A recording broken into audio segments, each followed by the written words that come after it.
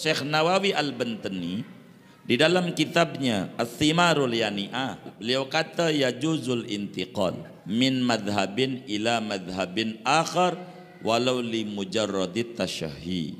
Boleh saja kita pindah dari satu madhab kepada madhab yang lain, enggak apa-apa, walaupun semata-mata selera, demen aja, suka, enggak apa-apa. Tapi ada syarat, 3 syaratnya. Allahu ya Allahu ya Allah. Assalamualaikum warahmatullahi wabarakatuh. Waalaikumsalam. Setelah kita ambil wudhu mau sholat, tersentuh sama istri, menurut mazhab Imam Syafi'i batal, menurut mazhab Hambali tidak batal. Pertanyaannya, apakah kita selalu menggunakan mazhab Syafi'i? Boleh nggak kita memakai kedua mazhab tersebut? Bagaimana Pak Kit? Hukum bermadhab itu wajib adanya.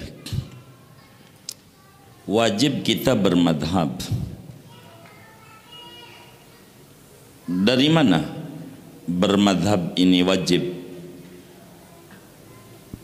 Manusia terbelah 2, imma alim wa imma jahil. Ada yang alim, ada yang bodoh. Maka masing-masing ada peraturan. Kata Allah dalam Al-Quran, fas'alu ahla dzikri in kuntum la ta'lamun. Tanyalah kepada ahli ilmu jika Anda tidak tahu. Ini kan bahasa Allah halus. Jika Anda bodoh, bahasa kitanya itu kasar. Si bodoh kudu nanya, mananya kudu ngikut kepada yang tahu. Maka ada mujtahid, ada muqallid. Ada ulama yang punya ilmu sehingga berijtihad dari Quran dan hadis. Ada muqallid, yaitu qabulu qaulil ghair, menerima pendapat ulama.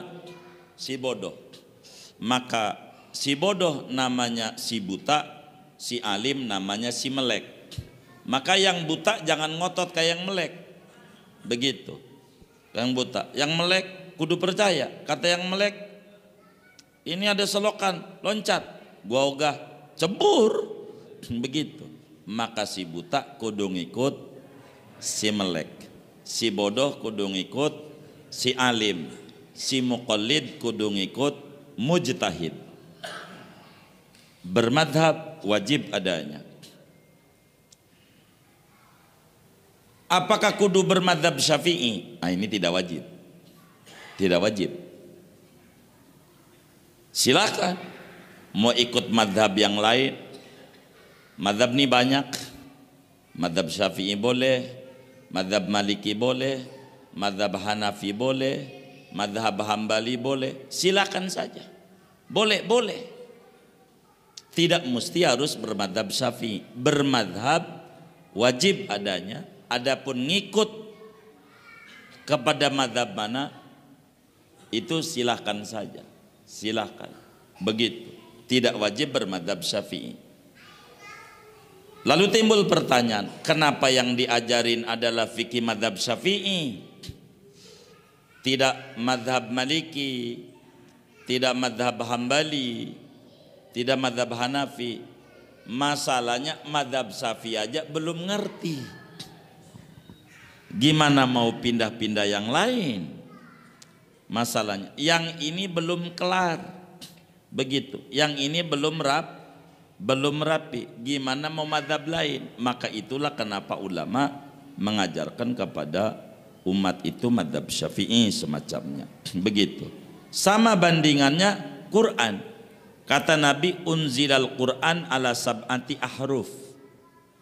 Dalam hadis yang sahih, Quran itu diturunkan dengan 7 qiraat. Meski pada hadis yang lain jumlah qiraat mutawatir yang layak buat baca Quran ada 10. Meski jumlah qiraat ada 14. Dijelaskan di dalam kitab At-Takhbirut Taisir, jumlah qiraat 14, yang mutawatir ada 10. Yang masyhur 7 disebut qiraat sab'ah. Yang saudara-saudara baca itu kalau sholat begitu, tiap hari baca Quran, namanya qiraat Asim riwayat Hafaz. Sebab Asim muridnya ada Warash, ada Hafaz. Syu'bah, ada Syu'bah, ada Hafaz. Ada Syu'bah, ada Hafaz. Yang kita baca sabanari namanya sampai disebut qiraat Hafaz, padahal bukan. Qiraat Asim riwayat Hafaz, begitu. Sampai disebut qiraat Hafaz, begitu. Kenapa enggak ganti-ganti qiraat? Yang Hafaz saja orang paham, mana iqlab, mana idhar, mana ikhfa, mana segala macam, orang ngerti nih tajwidnya nih. Bagaimana qiraat yang lain yang kayak Muammar wadduhe gitu, walaili idza saje, begitu kita ndak bisa. Wong yang ini aja Hafaz masih belum ngerti juga. Bagaimana mau qiraat yang 7? Sebagaimana kesulitan ulama ngajarin qiraat yang lain karena satu aja belum lulus, masih lolos. Begitulah ulama mengajar kepada madhab Syafi'i. Bolehkah madhab lain? Boleh. Syekh Nawawi Al-Bantani di dalam kitabnya Ats-Thimarul Yani'ah, masih di halaman-halaman awal, beliau kata yajuzul intiqal min madhabin ila madhabin akhar walau li mujarradit tasyahhi.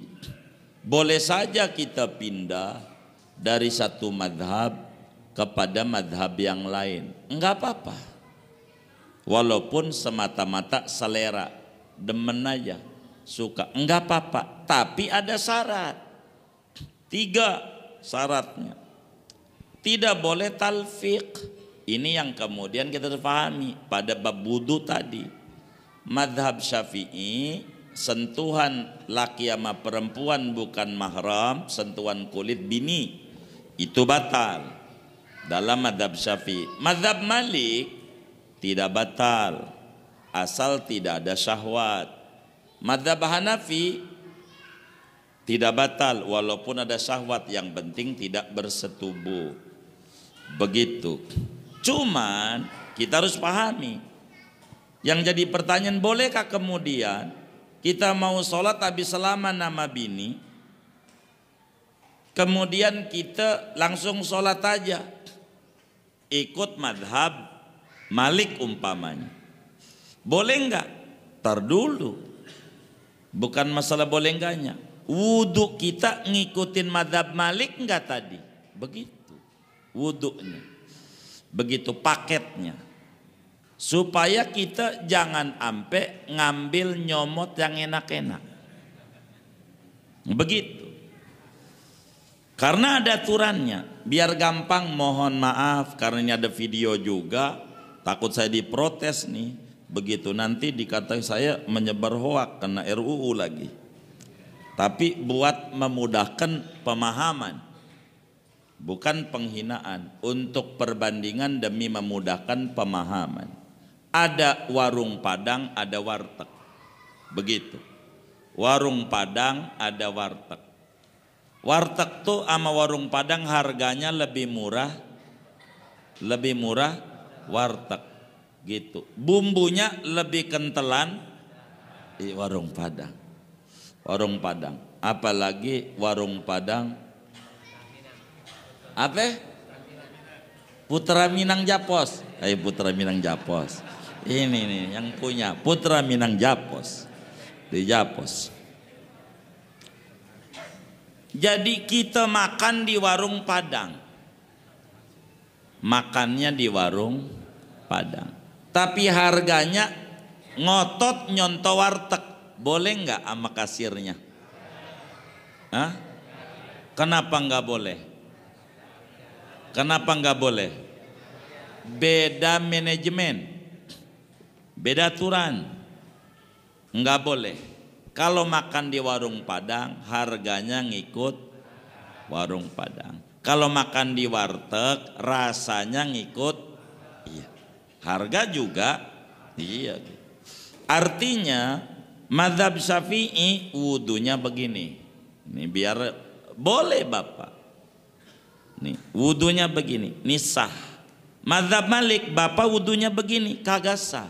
Karena Bapak menyalahi ajarannya. Karena wudu mazhab Malik nggak boleh begini, kudu mengusap seluruh kepala. Wamsahu birusikum, ba di dalam surat Al-Maidah ayat 6 namanya bali ta'diyah. Ini kajian gramatikal untuk membedah dalam kenapa mazhab ini berbeda-beda. Kudu semua pala. Bila Bapak enggak semua pala, termasuk kakinya dibasuh, enggak diusap, digoyang-goyang doang, tahu digoyang-goyang? Kakinya digitu-gitu doang dikenain keran, itu enggak sah wudunya dalam mazhab Malik, karena itu enggak membasuh. Begitu. Bila wudunya mengikuti mazhab Syafi'i yang ringan gini doang, lalu batal ngikut mazhab Malik karena tentu bini enggak batal, namanya percis makannya pengen di warung Padang, harganya ngotot warteg. Nemu enggak? Kagak nemu, maka enggak bakal diakui. Sholat kita jadi bermasalah. Maka kata Imam Ahmad bin Hambal di dalam mentafsiri surat Al-Baqarah ayat 166, Allah Subhanahu wa taala berfirman, ittabaru alladzina tubi'u minal ladzina taba'u wa ra'awul adzab wa taqatta'at bihimul asbab. Ingatlah seketika itu ogah ngakuin ulama yang diikuti dari pengikutnya. Apa kata Imam Ahmad? Ini kelakuan orang yang main comot-comot. Jadi nanti kalaulah kita seperti tadi wudu ngikuti mazhab Syafi'i, lalu salaman nama bini ngikut mazhab Malik, lalu sholat, maka kata di akhirat kita nyari kiai. Yauma nad'u kulla unasin bi imamihim, surat Isra. Pada hari itu Allah panggil, ikutannya siapa? Ikutannya siapa? Begitu. Maka kita datang kepada Imam Syafi'i. Imam Syafi'i, saya ngikut engkau biar selamat menuju Rasulullah, menuju surganya Allah. Kata Imam Syafi'i, sholatmu nggak sah menurut saya. Sebab kamu sebelum sholat megang bini, maka wudumu batal. Menurut saya kamu belum sholat. Kamu bukan pengikut saya, sono pergi. Nah kan kita nyari guru, nyari kiai. Mana kiainya dimusuhin sama kita. Nyari kiai. Siapa ini ya? Nyari Imam Malik. Imam Malik tolongin saya. Mau ngadep Rasulullah biar diterima Allah masuk surga. Kata Imam Malik, sholatmu nggak sah menurut saya. Tapi kan kata engkau pegang bini nggak batal. Oh benar, pegang bini nggak batal. Saya bertanggung jawab di hadapan Allah. Cuman wudumu itu loh, bukan wudu saya. Menurut saya wudumu tidak sah, sebab kamu begini doang. Saya ada aturannya dalam wudu yang saya dapat dari nabinya. Ada aturannya, bukan begini. Banyak aturannya. Kamu wudu begini, ndak sah. Maka karena kamu wudunya nggak sah, maka kamu belum wudu, maka kamu belum sholat. Kamu jangan ke saya. Lalu kemana? Inilah Allah jelaskan saat itu ulama yang diikuti nggak mengakui karena ngikutnya comot. Nggak boleh. Kudu harus ada cantelan ngikut. Mau nyalon presiden aja kudu ada partainya. Kudu ada partainya. Enggak ada partainya enggak dikasih. Enggak cukup sama partai doang, kudu 20%. Ribetnya. Begitu. Tapi hebatnya itu orang Indonesia, Allah kasih ilmu dada terbuka. Itu orang Indonesia. Disebut kasyaf namanya, terbuka. Itu orang Indonesia tuh tergolong orang yang cerdas-cerdas. Begitu. Belum ngalamin udah tahu. Coba aja tanya sama orang-orang, 2024 presidennya siapa? Tuh, udah tahu. Hebat. Padahal belum 2024. Tuh orang Indonesia. Hebat dia. Iya. Belum. Udah tahu aja presidennya. Begitu. Begitu. Itu saudara kayak begitu. Jadi enggak apa-apa, Bapak mau ikut Imam Malik, marhaba, silakan, yang penting wudunya madzhab Malik. Kami kalau umroh ini besok Ramadan. Begitu. Sebagai penutupan kajian kami sejabotabek, udah rutin majelis kita selalu nutup ngaji di Mekah, di Madinah. Mudah-mudahan diberi kelancaran oleh Allah. Insyaallah di tanggal 28 Maret lah terjadwal. Mudah-mudahan tidak bergeser. Begitu. Atau 5 Ramadan kita terbang gitu, insya Allah. Itu saudara kami ajarkan kepada anak-anak. Boleh tanya sama teman-teman yang ikut, Anda wudu madzhab Malik, dan kami kalau manasik kami ajarkan cara wudu madzhab Malik. Selama Anda di Mekah, wudunya madzhab Malik. Begini wudunya, karena di tawaf repot, di tawaf repot. Kalau madhab Syafi'i batal karena banyak perempuan bersentuhan, terlalu repot, kesulitan. Maka kata Habib Hasan Al-Qaf di dalam kitabnya At-Taqriratus Sadidah, di zaman sekarang berbicara tawaf, maksain diri madhab Syafi'i terlalu sulit, maka tidak mengapa kita mengikut madhab Malik. Tapi ingat, ikuti peraturan madhab Malik di dalam cara wudhunya, supaya sholat kita, supaya tawaf kita bertanggung jawab. Di Mekah, di Madinah madhab Syafi'i masih saudara aman lah, kurang lebih, karena perempuan sama laki dibedakan. Kami ajarkan supaya jangan sampai buang-buang duit ke Mekah puluhan juta gitu, haji umroh tapi tidak mengikuti peraturan selagu-lagunya, bahaya, kasihan. Begitu. Harus dibimbing orang itu, jangan sampai dia semau-maunya. Dibilangin caranya begini, begitu. Kami di dalam manasikul umrah mesti kami selalu sampaikan. Sampai di Mekahnya pun diingatkan kembali. Ini kita dari Madinah dulu mau ke Mekah, ingat di Mekah wudunya caranya begini.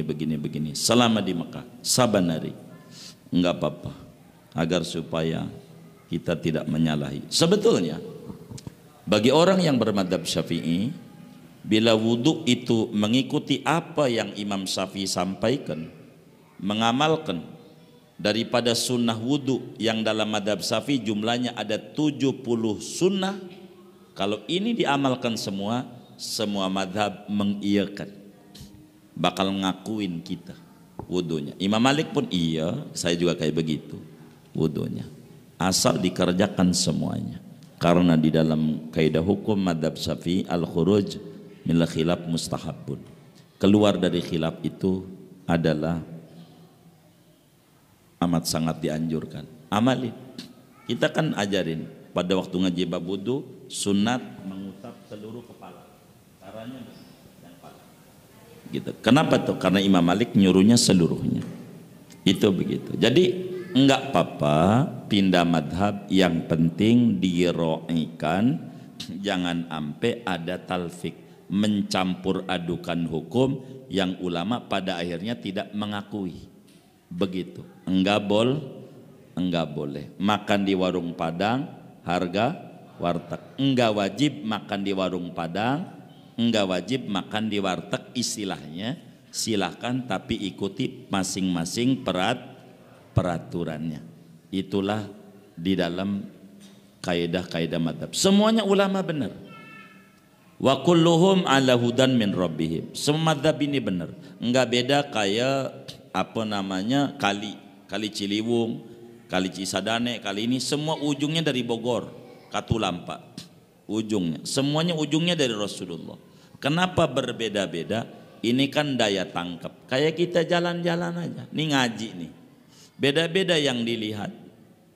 Ada yang ngelihat temennya, ini temen gue nih gak pakai baju, gak matching banget, bajunya begini, warnanya begini. Tuh, ada yang lihat temennya, ada yang lihat pengajian. Karena daya tangkap orang berbeda-beda, data ilmu berbeda-beda. Imam Syafi'i jauh lebih luas datanya, belajar kepada Imam Malik.